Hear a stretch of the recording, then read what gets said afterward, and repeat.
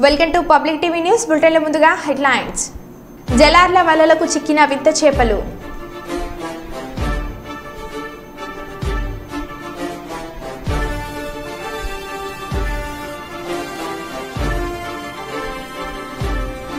భార్య కాపురానికి రావడం లేదని మామకు చెందిన 5 వాహనాలను తగలబెట్టిన అల్లుడు.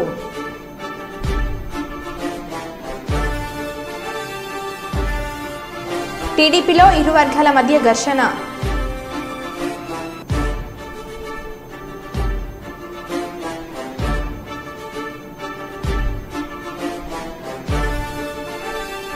హన్మకొండ జిల్లా కలెక్టరేట్లోని కాన్ఫరెన్స్ హాల్లో ప్రజావాణి కార్యక్రమం.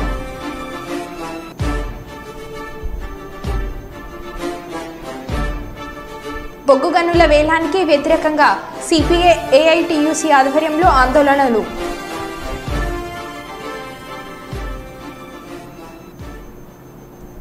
ఇక వివరాల్లోకి వెళ్తే హన్మకొండ జిల్లా కలెక్టరేట్లోని కాన్ఫరెన్స్ హాల్లో సోమవారం ప్రజావాణి కార్యక్రమాన్ని నిర్వహించారు. జిల్లాలోని వివిధ ప్రాంతాల నుండి వచ్చిన ప్రజలు వివిధ సమస్యలపై ప్రజావాణి కార్యక్రమంలో వినతి పత్రాలను జిల్లా కలెక్టర్కు అందజేశారు. ప్రజావాణి కార్యక్రమంలో ప్రజల నుంచి అందిన వినతులను పరిశీలించిన కలెక్టర్ ఆయా సమస్యలను పరిష్కరించాలని సంబంధిత శాఖల అధికారులను ఆదేశించారు. ప్రజావాణి కార్యక్రమంలో జిల్లాలోని వివిధ ప్రాంతాల నుండి ప్రజల నుంచి 165 ఫిర్యాదులు వచ్చాయి.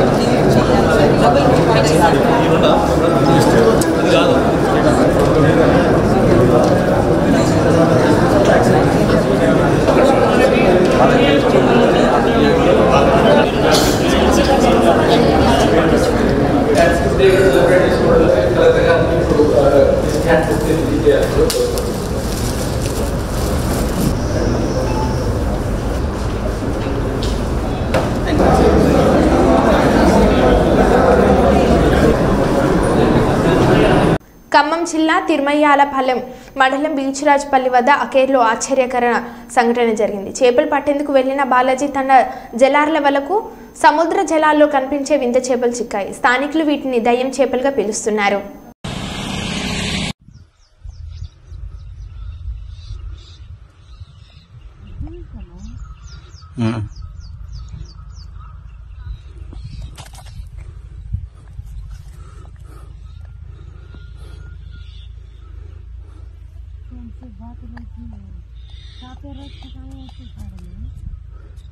मिटका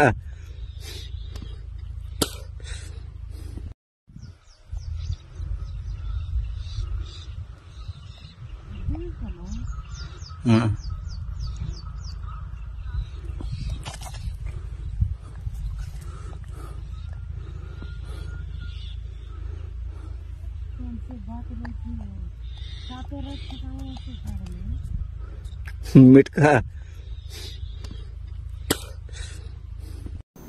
కర్నూలు పట్టణంలో పింఛన్ల పండుగ ప్రారంభం. ఆయా జిల్లాలో 7,000 రూపాయలు ఎన్టీఆర్ భరోసా పింఛన్ల పంపిణీ కార్యక్రమం జరిగింది. కర్నూలు నగరం బుధవారపేటలో ఎన్టీఆర్ భరోసా పెన్షన్ పథకం కింద అర్హులైన లబ్ధిదారులకు పెన్షన్ మొత్తాన్ని పంపిణీ చేసిన జిల్లా కలెక్టర్ పి రంజిత్ బాషా.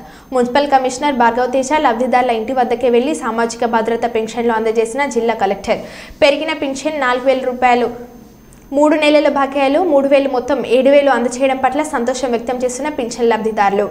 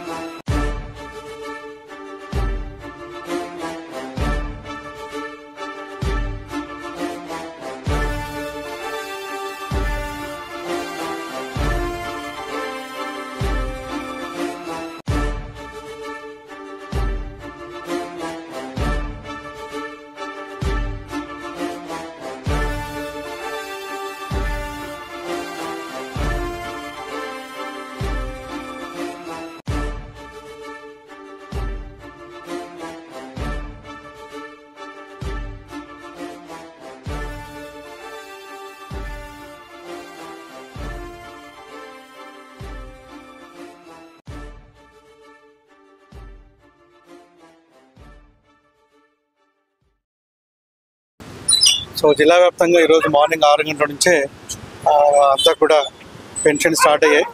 సో దాదాపు అన్ని గ్రామ పంచాయతీల్లో 6 గంటలకే స్టార్ట్ అయింది. సో ఈరోజు మొత్తం దాదాపు ఉన్న వాళ్ళందరికీ కూడా పెన్షన్ డిస్ట్రిబ్యూషన్ కార్యక్రమం ఈరోజు కంప్లీట్ చేయడం జరుగుతుంది.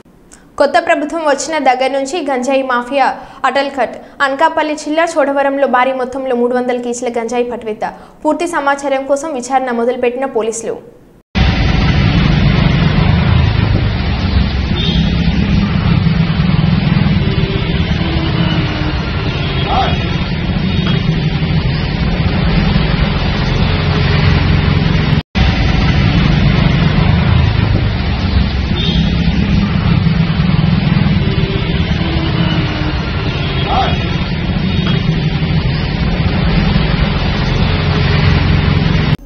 వరంగల్ నగరంలో ఆదివారం అర్ధరాత్రి మర్డర్ కలకలం రేపింది. వరంగల్ బట్టల బజార్ వెంకటేశ్వర స్వామి గుడి పక్కన పూసల భద్రయ్య అనే వ్యక్తి అనుమానాస్పద స్థితిలో ఆదివారం మృతి చెందాడు. వరంగల్ ఎల్లం బజార్ ప్రాంతానికి చెందిన భద్రయ్య కంసాలి కులస్తుడు. తన వృత్తి కొనసాగిస్తూ నివసిస్తున్నాడు. ఆదివారం రాత్రి 9:30 ప్రాంతంలో బయటకు వెళ్లి తిరిగి రాలేదు. అదే సమయంలో సమీప బంధువులు ఫోన్ చేసి మీ నాన్నకు దెబ్బలు తగిలాయి అని చెప్పడంతో మృతుడి కూతురు అక్కడికి వెళ్లి చూడగా తన తండ్రి మృతి చెంది ఉన్నాడని కూతురు తెలిపింది. సంఘటన స్థలానికి పోలీసులు చేరుకొని అనుమానాస్పద స్థితిగా మృతి కేసు నమోదు చేసి దర్యాప్తు చేస్తున్నామని ఏసీపీ నందిరాం నాయక్ తెలిపారు.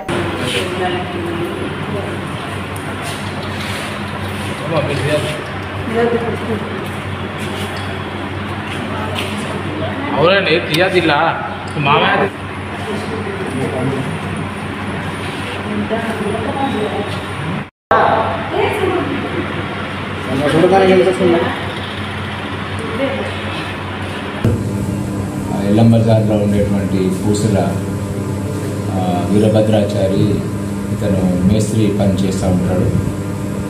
సో నిన్న నైట్ అరౌండ్ 9:30 ఆ ప్రాంతంలో ఇంట్లో వాళ్ళ భార్యతోని మరి మేస్త్రి దగ్గరికి వెళ్ళి డబ్బులు తీసుకొని వస్తాను అని చెప్పేసి ఇంటి నుంచి బయటకు వెళ్తాడు. తర్వాత అతను మళ్ళీ తిరిగి ఇంటికి రాడు.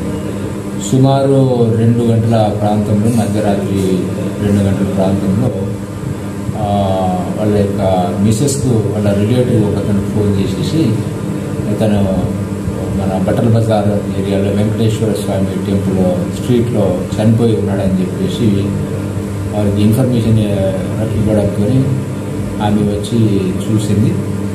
అతను వెంకటేశ్వర స్వామి టెంపుల్ స్ట్రీట్లో రక్తపు మడుగుల్లో తీవ్రమైనటువంటి గాయాలతో చనిపోయి ఉన్నాడు. సో దాని మీద ఆమె ఇచ్చినటువంటి దరఖాస్తు మీద మేము కేసు రిజిస్టర్ చేసి దర్యాప్తు చేస్తున్నాము. సో అన్ని యాంగిళ్లలో కూడా దీన్ని దర్యాప్తు చేస్తున్నాము. అన్ని సీసీ కెమెరాస్ కూడా వెరిఫై చేస్తున్నాము. సో ఐ హోప్ సాయంత్రం వరకు కొంత క్లూ వస్తుందని చెప్పేసి మేము భావిస్తున్నాము. ఫర్దర్ ఇన్ఫర్మేషన్ మళ్ళీ క్లూ వచ్చిన తర్వాత మీతో షేర్ చేసుకుంటాం. Thank you. భారత ప్రభుత్వం తీసుకొచ్చినటువంటి కొత్త క్రిమినల్ చట్టాలకు వ్యతిరేకంగా కర్నూలు జిల్లా కోర్టు ముందు all India lawyers union, Indian association lawyers ఆధ్వర్యంలో నిరసన కార్యక్రమం జరిగింది. ఈ సందర్భంగా పలు జిల్లా అధ్యక్షులు సింగరాజ్ లక్ష్మణ్ మరియు కర్నూలు జిల్లా బార్ ప్రధాన కార్యదర్శి, ఐఏఎల్ జిల్లా ప్రధాన కార్యదర్శి రవికాంత్ ప్రసాద్ మాట్లాడుతూ కేంద్ర ప్రభుత్వం ఈ చట్టాలను హడావిడిగా తీసుకొచ్చిందని, న్యాయం నిపుణులు కానీ పార్లమెంట్లో కానీ చర్చ జరగకుండానే ఈ చట్టాన్ని తీసుకొచ్చారని, దీనివల్ల అనేకమైన సమస్యలు ఉత్పన్నం అవుతున్నాయని, భారత రాజ్యాంగం ఇచ్చినటువంటి హక్కులకు భంగం కలుగుతుందని, ప్రాథమిక హక్కులకు ఆటంకం కలుగుతుందని వారు విమర్శించారు. నేటి చట్టాలతో న్యాయశాఖ యొక్క ప్రాధాన్యతను తగ్గిస్తూ పోలీసులు మరియు సాధారణ మెజిస్ట్రేట్లకు అధికారులు అప్పచెప్పి జ్యుడిషియల్ మెజిస్ట్రేట్ అధికారులు కుదించినట్లు అవుతుందని, దీనివల్ల సాధారణ ప్రజలకు న్యాయం కోసం పోరాడే వ్యక్తులు ఇబ్బంది కలుగుతుందని అని వారు తెలిపారు.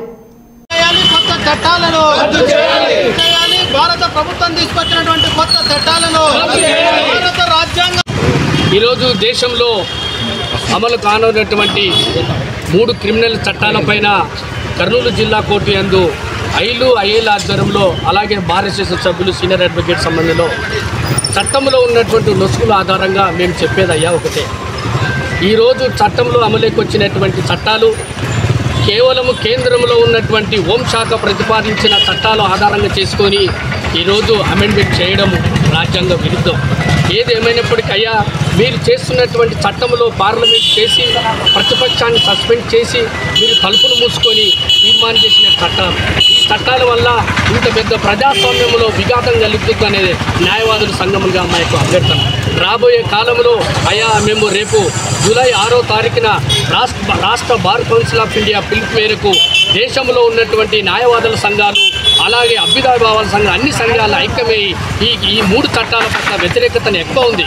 దీనివల్ల ముఖ్యంగా ఏంటంటే ఈ దేశంలో ఇంత పెద్ద ప్రజాస్వామ్యంలో న్యాయ వ్యవస్థతో సంబంధం లేకుండా కేంద్రంలో ఉన్నటువంటి అధికార పార్టీ కేంద్ర హోంశాఖ చేసినటువంటి చట్టాలు ఇది ప్రజా శ్రేయస్కరం కాదు, ఇది రాజ్యాంగ విరుద్ధం అనేది మా న్యాయవాదుల యొక్క అభ్యర్థన.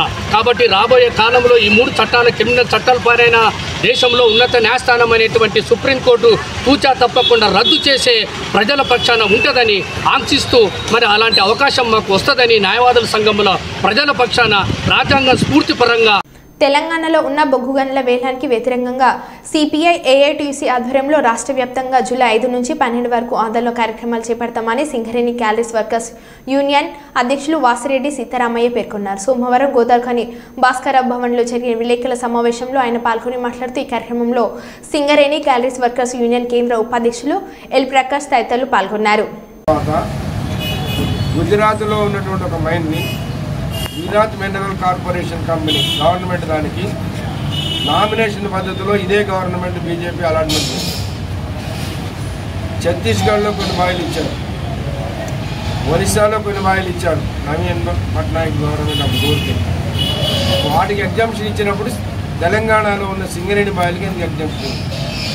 కాబట్టి సింగరేణి మైన్స్ కూడా ఎగ్జామ్షన్ ఇచ్చి ఇప్పుడు మిగిలిన 2 బావులు మనకే ఇచ్చేసి గతంలో ఇచ్చిన మైన్స్ని కూడా క్యాన్సిల్ చేయాలి.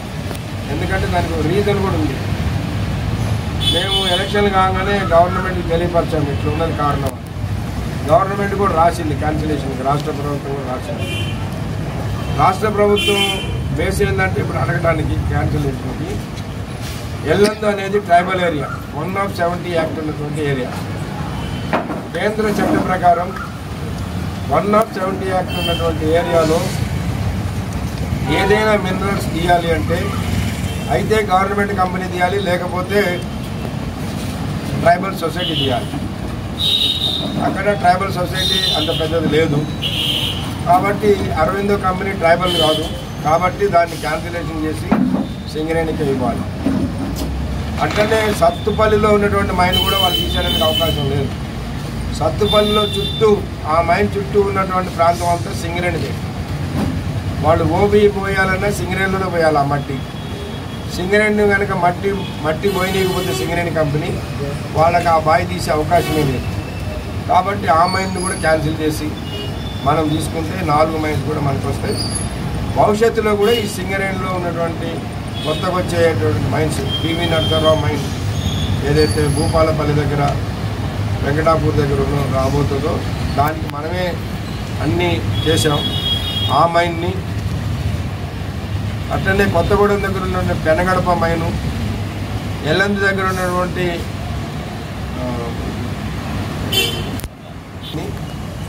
అవి కూడా రేపు భవిష్యత్తులో వేలంపాటు పెట్టకుండా సింగరేణికే ఇవ్వాలని మేము అడుగుతాము. అయితే ఈ గవర్నమెంటు సరే ఆ 2 క్యాన్సిలేషన్ గురించి రాశారు. వాళ్ళకు కూడా ఆ 2 మీద ఎందుకు వ్యతిరేకత ఉన్నదంటే ఒకటి కేసీఆర్ చెప్పిన వాళ్ళకి పోయినాయి కాబట్టి అది క్యాన్సిల్ కావాలని సహజంగా వాళ్ళకు వాళ్ళు కూడా రాశారు.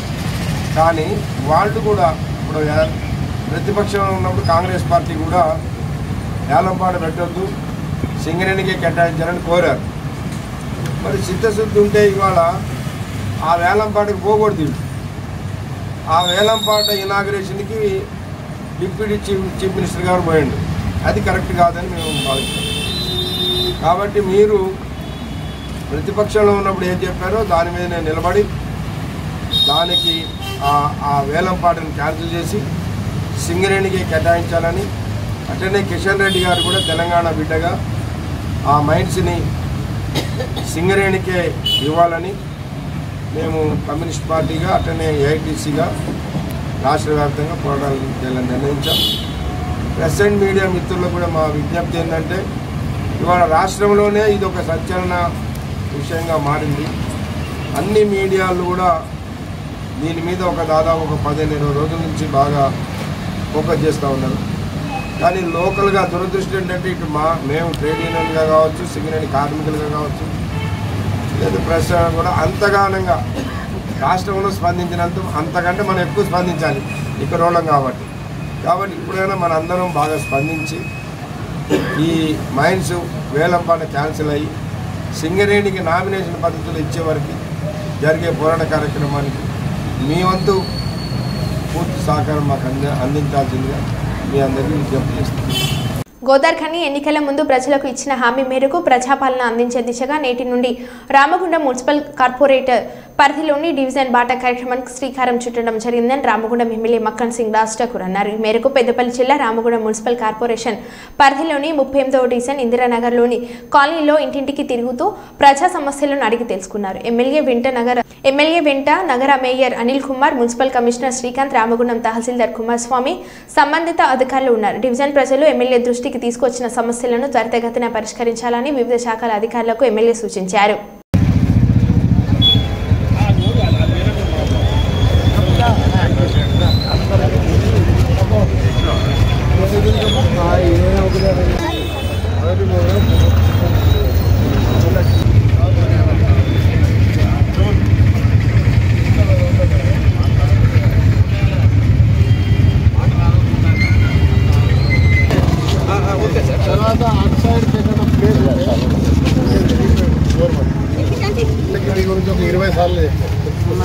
మన తర్వాత మా డివిజన్ ప్రెసిడెంట్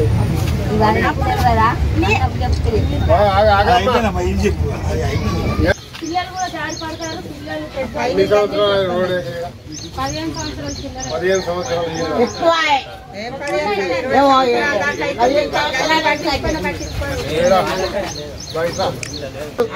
రోడ్ టీచర్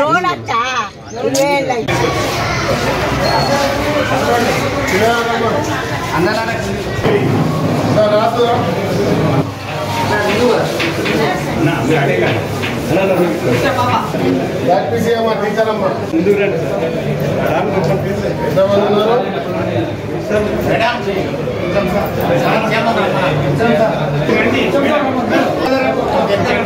నాయకులు రాష్ట్ర ముఖ్యమంత్రి గౌరవ శ్రీ రేవంత్ రెడ్డి గారి ఆదేశాలు, మా జిల్లాకు సంబంధించిన మా ప్రియతమ నాయకులు శ్రీధర్ బాబు గారి యొక్క సూచనలు, అదే మాదిరి ఇన్ఛార్జ్ మినిస్టర్ ఉత్తమ్ కుమార్ రెడ్డి గారు, డిప్యూటీ సీఎం అందరి యొక్క కార్యాచరణ వారి యొక్క సలహాలతో ఈరోజు ప్రభుత్వం ప్రజల వద్దకు వస్తూ ఉంది. ఆ కార్యక్రమాన్ని మొదలుపెట్టాం. కమిషనర్ గారు, మేయర్ గారు, సంబంధిత అన్ని విభాగాల అధికారులు, ఎలక్ట్రిక్ డిపార్ట్మెంట్, శానిటేషన్తో పాటు police department, Singareni, NTPC, RSC ప్రప్రథమంగా మీకు చూసే ఉంటారు, మీడియాగా అందరూ తెలుసు, యజమాన్యాలతో పాటు ఈ ప్రాంతంలో ఉన్నటువంటి ఎన్టీపీసీ, ఆర్ఎఫ్సిఎల్, సింగరేణి సంబంధించిన అధికారులను కూడా తీసుకొని మున్సిపల్ తీసుకొని అలా దాదాపుగా 100 కోట్ల పైచీలకు టెండర్స్ అయిపోయినాయి. ఇంకా డబ్బు రావాల్సి ఉంది. డ్రైనేజ్ వారికి సంబంధించిన ఎస్టీపీల గురించి అమృత్ ద్వారా 100 కోట్ల టెండర్ కూడా అయిపోయింది. అదే మాదిరిగా రేపు జరగబోయే వర్షాకాలంలో ఇప్పటి నుంచే మురికి కాలువలు క్లీనింగ్ ఆ వర్క్లు అయ్యే వరకు పూర్తిగా క్లీనింగ్ చేసి యూజీడీలు, డ్రైనేజ్లు, అదే మాదిరి ఎలక్ట్రిక్ సంబంధించినటువంటి సమస్యలు, లైట్లు, స్ట్రీట్ లైట్లు అన్నీ కూడా ఏర్పాటు చేయాలి. ప్రజలకు ఎలాంటి అసౌకర్యం కలగకుండా చూడాలి. అదే మాదిరి వాడ తిరుగుతూ చాలా బీద పరిస్థితులు ఉండి పూర్తిగా ఇల్లు లేనటువంటి ఎవరైతే ఉన్నారో వారికి ఇందిరమ్మ ఇల్లు ఇచ్చే స్వయంగా మేమే పరిశీలిస్తూ దళారుల వ్యవస్థ లేకుండా, దోపిడీ లేకుండా అధికారుల సమక్షంలో ఆ ప్రాంతానికి వెళ్ళి ఈరోజు గుర్తించి పూర్తిగా నిరాశ్రయులైన వారికి సొంతగా భూమి ఉంటే కనుక వారికి అక్కడ 5 లక్షల రూపాయలతో ఇందిరమ్మ ఇల్లు ఇచ్చే కార్యక్రమం, భూమి లేకపోతే వారికి ముందుగా భూమి ఇచ్చే ఏర్పాటు చేస్తూ ముందు పోయేటట్టు కార్యక్రమం చేస్తా ఉన్నాం. కుప్పం శాంతిపురం మండలంలోని శివపురం వద్ద ఇంటి నిర్మాణానికి సీఎం చంద్రబాబు స్థలాన్ని కొనుగోలు చేశారు. అది వ్యవసాయ భూమి కావడంతో భూ వినియోగ మార్పిడి సబ్ డివిజన్ల కోసం టీడీపీ నాయకులు దరఖాస్తు చేశారు. దీనికి డిప్యూటీ సర్వేయర్ సద్దాం హుస్సేన్ 1.80 లక్షలు లంచం డిమాండ్ చేశారు. గత నెల కుప్పానికి చంద్రబాబు వచ్చినప్పుడు విషయం వెలుగు చూసింది. లంచం తీసుకోవడం నిజమేనని తేలడంతో సద్దాం హుస్సేన్ను సస్పెండ్ చేశారు.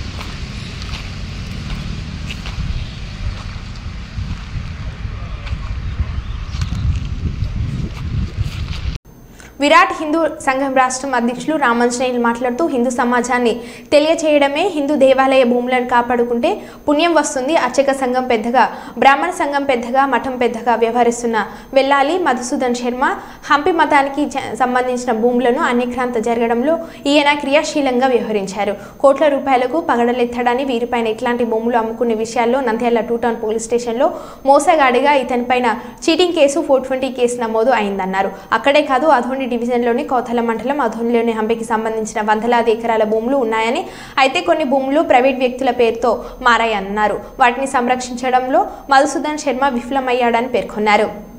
క్రియాశీలకంగా పనిచేసి కోట్ల రూపాయలకు పడగలెత్తారు. వీరిపైన ఇట్లాంటి దేవుడి భూములు అమ్ముకునే విషయంలో పాల్గొన్నందుకు నంద్యాల 1 టౌన్ పోలీస్ స్టేషన్లో ఒక మోసగాడి పైన ఏ కేసు అయితే పెడతారో చీటింగ్ కేసు 420 కేసు అంటారు, అలాంటి కేసుని నమోదు చేశారు.